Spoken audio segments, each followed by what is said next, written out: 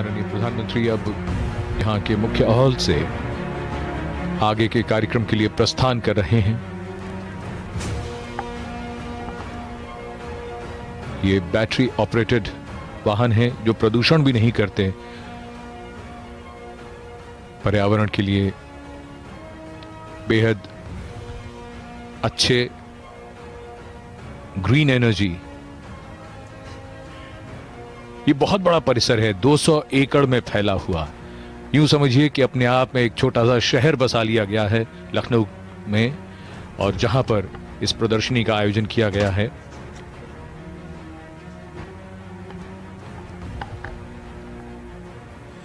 In fact, many of the streets here are named after some of the innovations, some of the great aircraft that have been invented in India. So you have a street called Tejas, for example, and other such streets. जी बिल्कुल, और ज़्यादातर सड़कों के नाम वो हैं जो DRDO ने जिनको विकसित किया है, उनके जो उत्पाद हैं उन पर इन सड़कों का नाम रखा गया। और बहुत सही ये एक उदाहरण है हमारे उन तमाम वैज्ञानिकों के लिए जिन्होंने हमें इतना गर्व और गौरव प्रदान किया है। So this is definitely a proud moment for all the personnel of DRDO, all the scientists. We have one with us here in the commentary booth.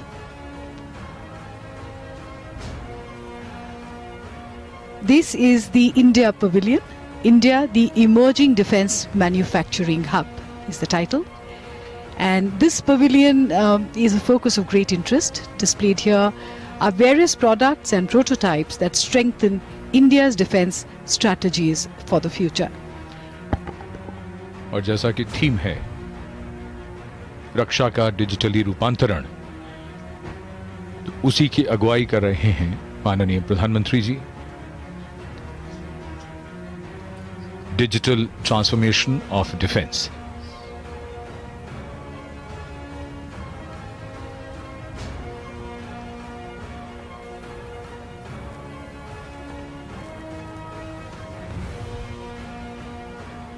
उन्होंने स्क्रीन को अपने हाथ से छुआ। And let there be light. India Pavilion has been formally inaugurated by the Honorable Prime Minister, and this is like walking into a sci-fi set or movie, isn't it? बिल्कुल किसी science fiction फिल्मों के जैसे set होते हैं। ये बदलती दुनिया का ये स्वरूप है, टेक्नोलॉजी बदल रही है।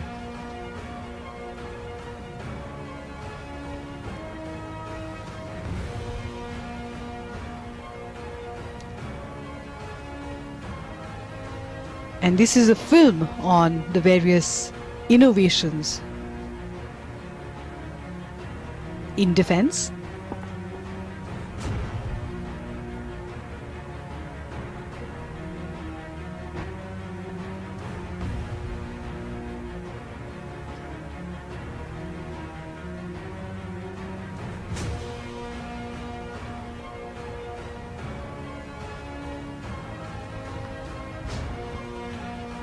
रक्षा क्षेत्र में प्रौद्योगिकी और किस प्रकार से इन चुनौतियों का मुकाबला करने के लिए हमारे वैज्ञानिक, हमारे इंजीनियर्स क्या प्रयास कर रहे हैं, उसकी एक झलक इस फिल्म के माध्यम से। In air, on land, and in water or underwater, and also in space, our scientists are bringing the future into the present for us in defense strategy. But these strategies, these innovations are also used for a lot of humanitarian work in the country. रक्षा क्षेत्र में networking और networking के साथ किस प्रकार सभी जो अंग हैं सेना के, आसूचना के, आपस में जुड़कर किस प्रकार कार्य करें जो बदलती हुई चुनौतियों का सामना करने में सक्षम बनाएं।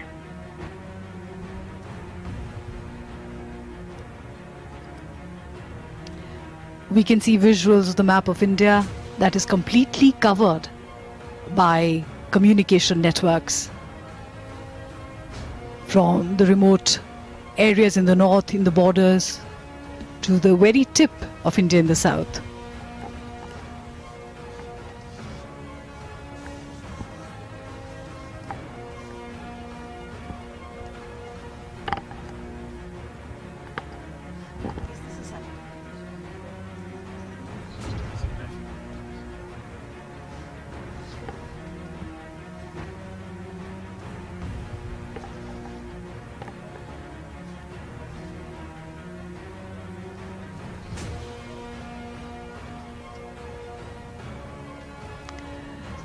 There is keen interest in India's innovation in defense strategy, especially because it ties India's present to the future.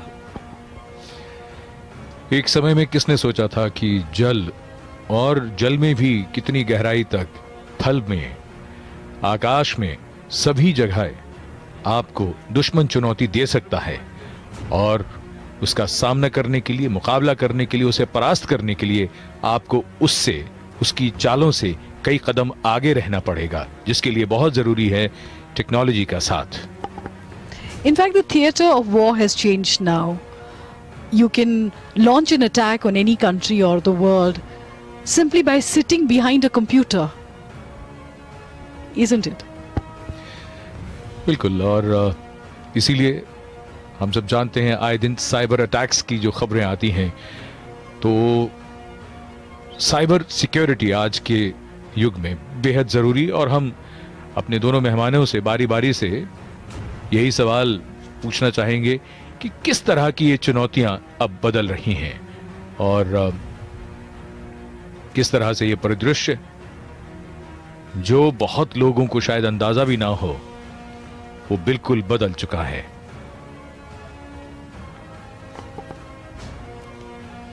And we see officers and men in the remotest parts of India who are guarding our border forces. India is safe thanks to them. Forward areas में जो हमारे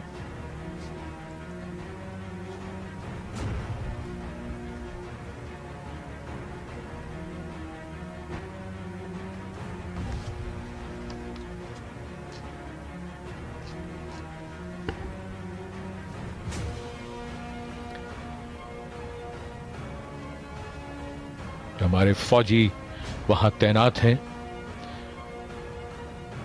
उन officers और main को संबोधित कर रहे हैं इस विशेष अवसर पर, जब भारत में सबसे बड़ी रक्षा प्रदर्शनी का अभी शुभारंभ हुआ है. और ये फॉरवर्ड पोस्ट हैं लेह में सियाचिन बेस पर, डावर गुरेज सेक्टर कश्मीर में, अरुणाचल प्रदेश में लूमो, धारचूला उत्तराखंड में और रिमखिम भी उत्तराखंड में.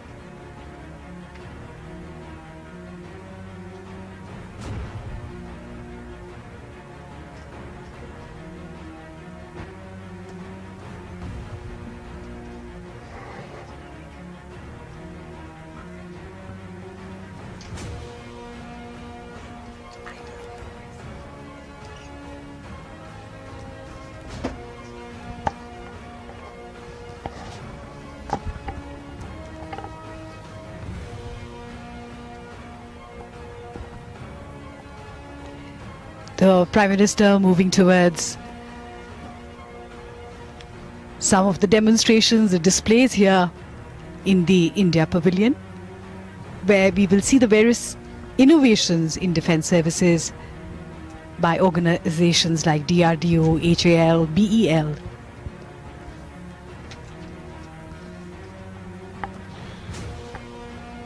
इंडिया पेविलियन में माननीय प्रधानमंत्री जी का आगमन, इंडिया पेविलियन में भारतीय कंपनियों के रक्षा उत्पाद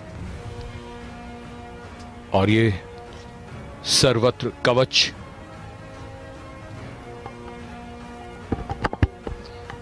The Sarvatra Kavach is essentially a body armor, and it saves the soldier and gives information to all their commanders also. It uses cyber security and encryption for the communication and allows the commanders to even know where each soldier is. This is India's first full body armor and the best defense for any soldier.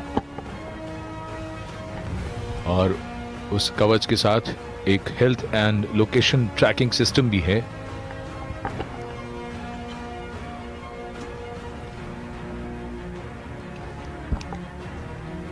Frequencies of the future.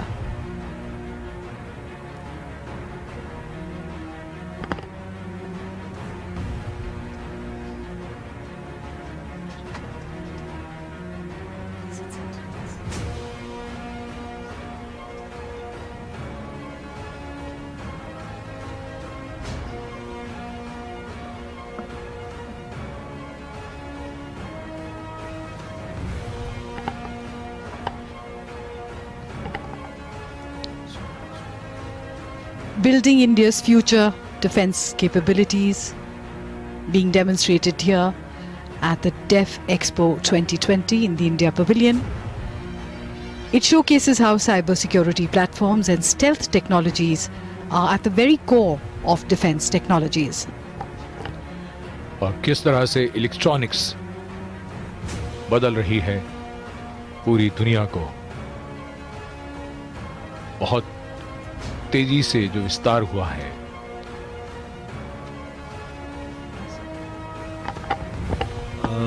The Honorable Prime Minister is being explained about the anti-satellite missile which India launched very recently in February.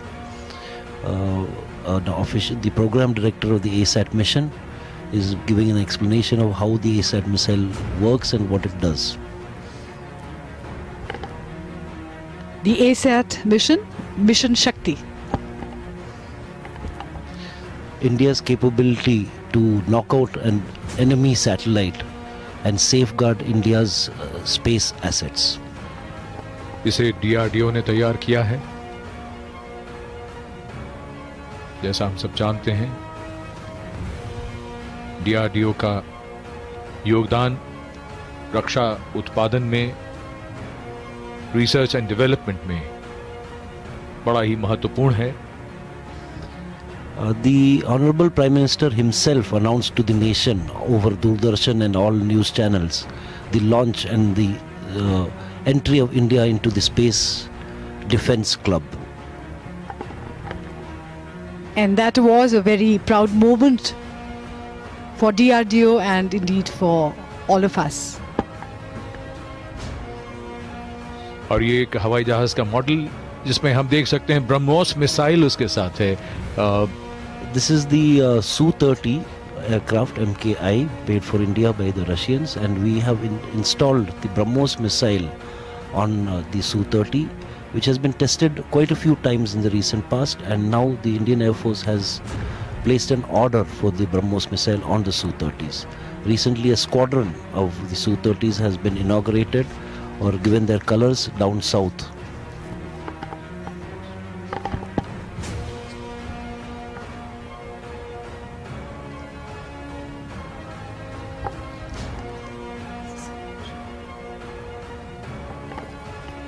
And this is a very interesting demonstration. It's almost like a game, but it is a serious game, a simulation of warlike situations. And it's an integration of different kinds of situations where you have a live scenario which is integrated with technology in such a way that it becomes something in depth with various layers, and you can practice your shooting skills without really hurting anyone. Training simulators is what the world is going in for in the future. Training the man at a field level type of a situation without actually going into the field level, and with instructors watching them and being able to score and find out who are the better ones and who are to be sent at what time.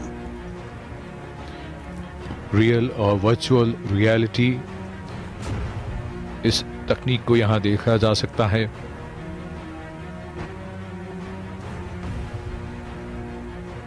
Target को किस तरह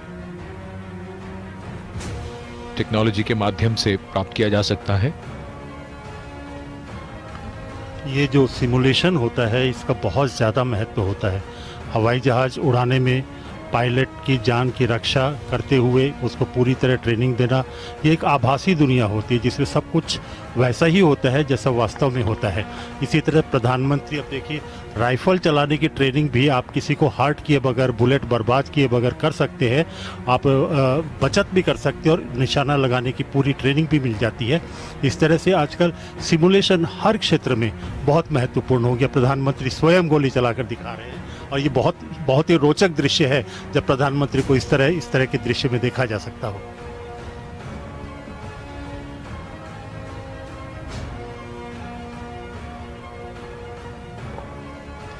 technology का लाभ उठाकर और किस प्रकार अपने लक्ष्य को प्राप्त किया जा सकता है, उसी का उदाहरण।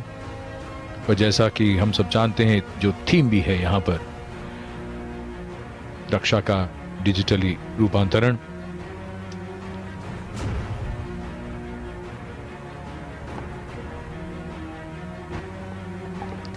Dr. APJ Abdul Kalam has said, to succeed in your mission, you must first have single-minded devotion to your goal.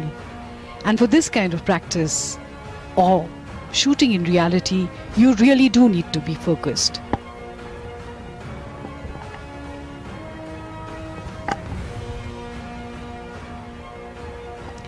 So this is the new friend, Hanuman Bot.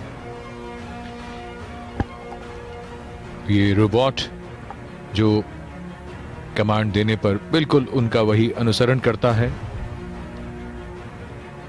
Hanuman bot इसका नाम रखा गया है।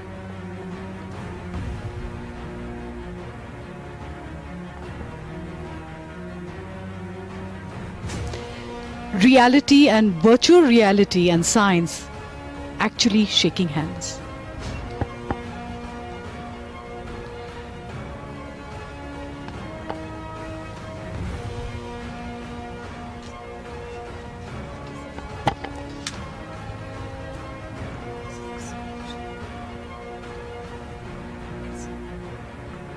Here the Honorable Prime Minister is being given a history of aviation in India, which has led finally to the induction of the LCA Tejas to the Indian Air Force.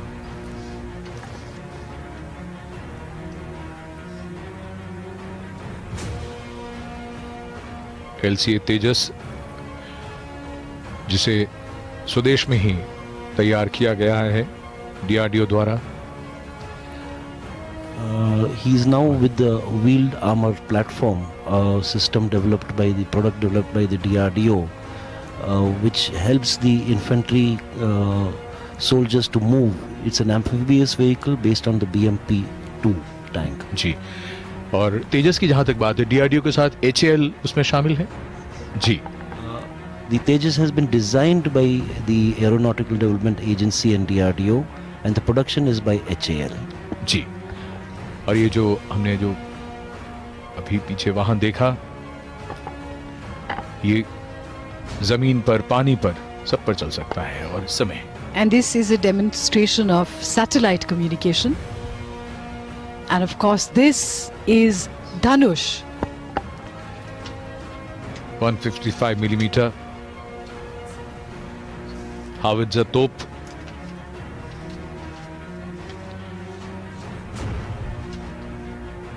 जिसका गौरवशाली योगदान रहा है।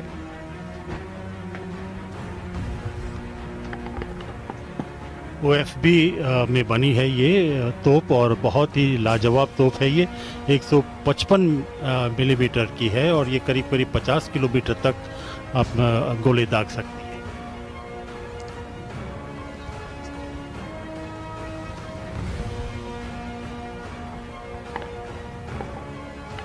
भारतीय कंपनियों के रक्षा उत्पाद और उनके ये तमाम यहाँ पर रिसर्च और डेवलपमेंट के बाद तैयार किए गए ये भविष्य को बदलने की ताकत रखते हैं। And these are from the smallest to the largest components which are being used in Indian defense. देखिए, सबसे ज़रूरी होता है किसी देश को, जब ये है नाइट विजन डिवाइसेस, जिसमें रात के अंधेरे में भी आप दुश्मन को अच्छी तरह देख सकते हैं, निशाना साध सकते हैं, घुसपैठ रोक सकते हैं, आप सुन सकते हैं गतिविधियों को, कई सेंसर लगे होते हैं। इस तरह से ये नाइट विजन डिवाइसेस काम करती हैं, जिन्हें इंसान भी इस्तेमाल कर सकता है, टैंकों पे भी लगाई जा सकती है और कई तरह के सेंसर इसके साथ में जोड़े जा सकते हैं। Night vision devices are manufactured in India, and this is a fully indigenous product which encompasses the whole Make in India concept.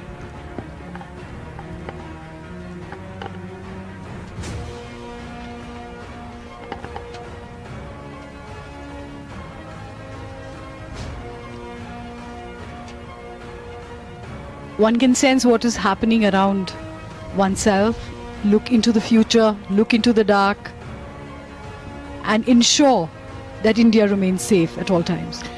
इनमें से बहुत सी चीज़ों के बारे में हम लोग सुनते हैं, कहीं कहीं पढ़ते हैं और आज हम उनको देख भी रहे हैं इस प्रदर्शनी के जरिए। इसका ये महत्व भी है इस पेविलियन का कि देखिए, हिंदुस्तान ठीक है हथियारों की ज़रूरत होने पर आयात भी करता है, लेकिन खुद जो तैयारियां कर रहा है वो भी बेमिसाल है। जिस तरह के अत्याधुनिक हथियार, सेंसर प्रणालियां भारत में विकसित हो रही हैं, ये उसका एक मुजाहिरा है, एक नुमाइश है और ये बहुत ही कामयाब एक भारत की तस्वीर पेश करती है, ख़ास तौर से रक्षा के क्षेत्र में। और एक महान शक्ति बनने के लिए, एक बड़ी शक्ति बनने के लिए देश को सिर्फ आर्थिक ही नहीं बल्कि सैन्य ताकत और सैन्य हथियारों का उत्पादक देश होने के साथ साथ निर्यातक भी बनना होता है। उसी दिशा में भारत आगे बढ़ रहा है और ये उसकी एक वानगी है।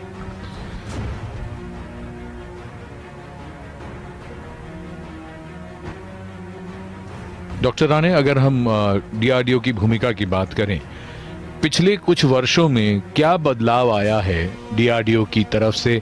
अगर हम खास तौर पे डिफेंस प्रोडक्शन की अगर हम बात करते हैं, माननीय प्रधानमंत्री एक नए स्टॉल पर जहां पर जानकारी उनको दी जा रही है, ये एक ऐसी बोट है जो अनमैन्ड होती है।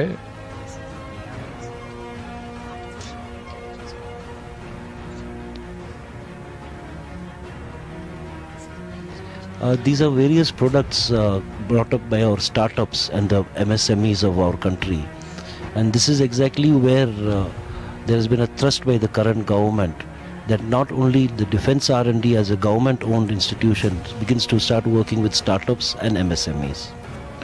इनमें कई तरह के हम जो उपकरण हैं वो देख रहे हैं।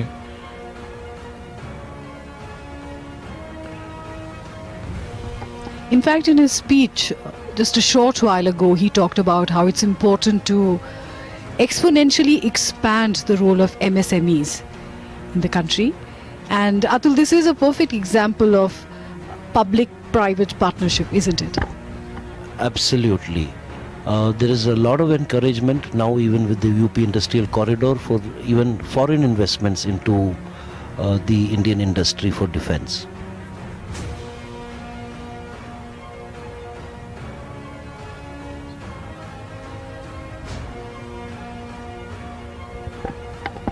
This is an underwater surveillance system.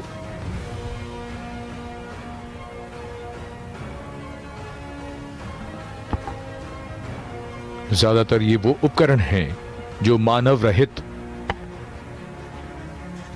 एक तरह से कहना चाहिए, दृष्टि देते हैं, नजर देते हैं और सर्वेलेंस के लिए, सुरक्षा के लिए एक नया आयाम प्रदान करते हैं। इनमें छोटे हवाई जहाज हैं और ये इस तरह की बोट, ड्रोन हैं, यहाँ कई इस तरह की चीजें हैं जिन्हें चलाने के लिए मानव की जरूरत नहीं है। हाँ, मानव मस्तिष्क की और टेक्नोलॉजी की जरूरत है। Autonomous unmanned vehicles, whether they be underwater, on the surface of the water, or even on the land, these are extremely important as scouts or even as offensive weapons.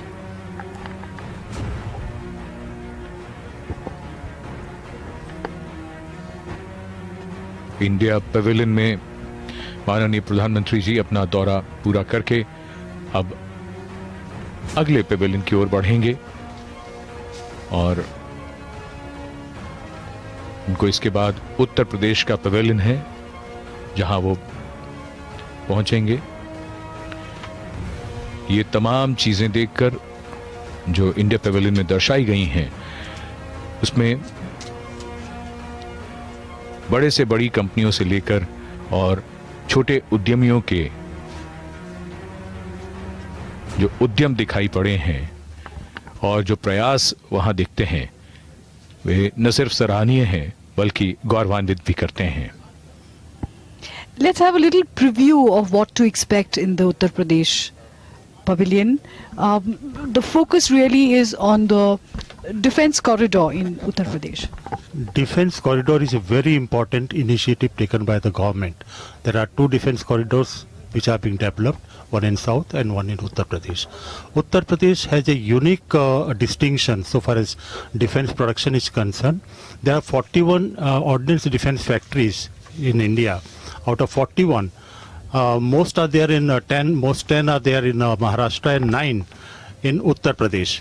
Then Korwa, Kanpur, Naini, these are some of the areas where defense manufacturing is going on, and this defense corridor in Uttar Pradesh will cover areas like Aligarh, Jhansi, Kanpur, Agra, Chitrakoot, Lucknow, and some of these are very backward areas which will give boost to employment and skill development in these areas. This will also generate a lot of employment, and this will help Uttar Pradesh, which is a very populous state in the country, to emerge as a defense hub. The industrial corridor not only does the skill development but also would help in creating an indigenous manufacturing base and being part of the global supply chain.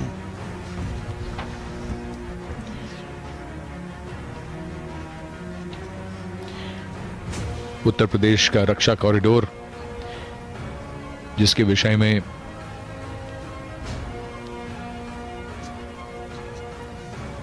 नई पहल की गई है और जिसके बारे में अभी कुछ देर पहले माननीय प्रधानमंत्री ने अपने भाषण में चर्चा भी की, किस प्रकार इन क्षेत्रों में वो रक्षा उत्पादन के नए उपक्रम स्थापित करेगा। और माननीय प्रधानमंत्री का आगमन इस उत्तर प्रदेश पवेलियन में, उनके साथ माननीय रक्षा मंत्री श्री राजनाथ सिंह और उत्तर प्रदेश के मुख्यमंत्री Yogi Adityanath,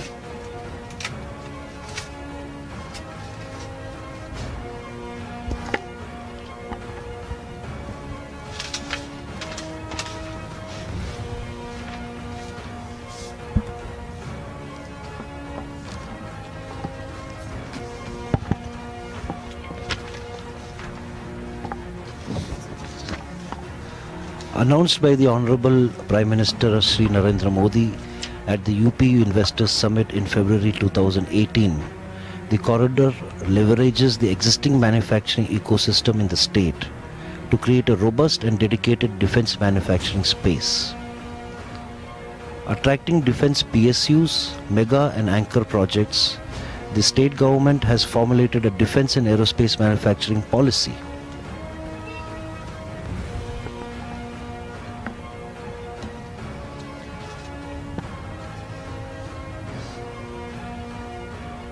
We got a shot there of the weapons safety systems which are being innovated, which is a smarter way to secure the weapons. A lot of people, there are a lot of casualties in the country because weapons are not properly secured. बिल्कुल एक बड़ी महत्वपूर्ण बात जो यहाँ रक्षा प्रदर्शनी के दौरान जो प्रदर्शित की गई है वो ये कि अक्सर उन घटनाओं के बारे में हम पढ़ते हैं कि जहाँ गलती से हथियार के चल जाने से गोली लग जाने की घटनाएं होती हैं, उसको सिक्योर करने के लिए, उसको सुरक्षित करने के लिए इस तरह के अब टेक्नोलॉजी के साथ ऐसी चीज़ें वो उपलब्ध हैं जो इस तरह की घटनाओं को रोकेंगी। और ये उत्तर प्रदेश पुलिस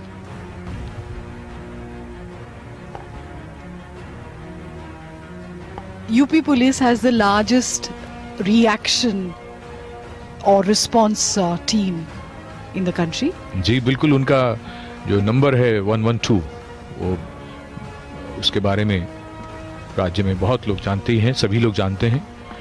और यहाँ the Titan Aviation and Aerospace Industry is a collaboration with Ukraine.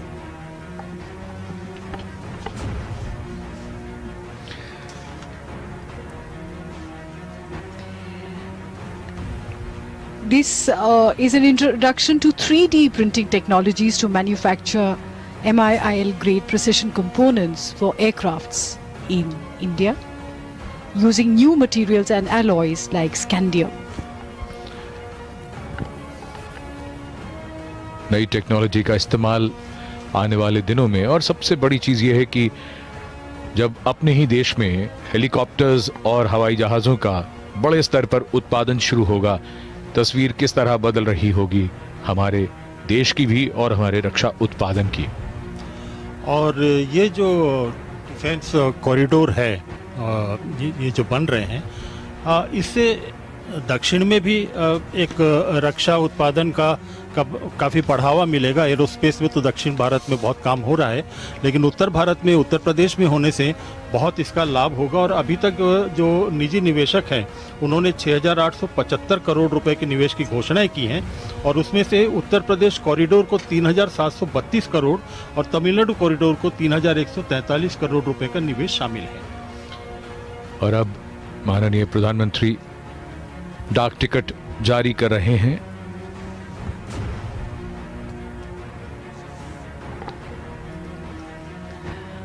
A special stamp for a special occasion to commemorate Deaf Expo 2020.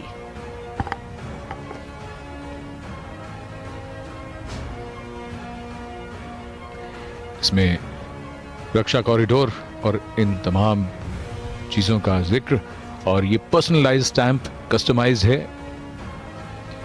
It also bears a picture of Tejas, India's indigenous light aircraft.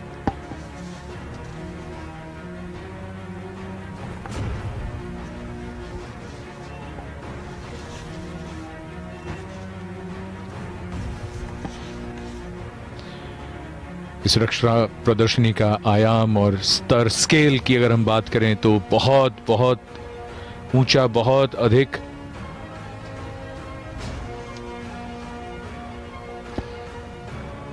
The existing ecosystem of UP has 9 major ordnance factories and a home to 3 major manufacturing units of HAL and Bharat Electronics. लगातार हम देख रहे हैं UPEIDA, UP expressway industrial development authority, और किस प्रकार से उत्तर प्रदेश बदल रहा है, जो कि आयोजन भी कर रहा है इस रक्षा प्रदर्शनी का। जैसा कि हम बता चुके हैं कि 1028 कंपनी इसमें भाग ले रही है, 171 जो है विदेशी कंपनियां हैं।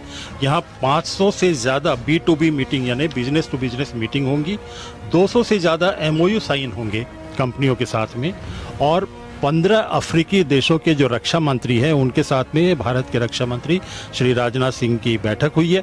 और उसके अलावा 39 मिनिस्टर जो हैं वो इसमें भाग ले रहे हैं विदेशों के। ये एक बहुत बड़ा आयोजन है, और इस बात का अंदाज़ा इस बात से भी लगाया जा सकता है कि इस एग्जीबिशन एरिया का जो है वो 60% एरिया इंक्रीज किया गया है बनिस्बत जो पिछले होते थे उनके मुकाबले।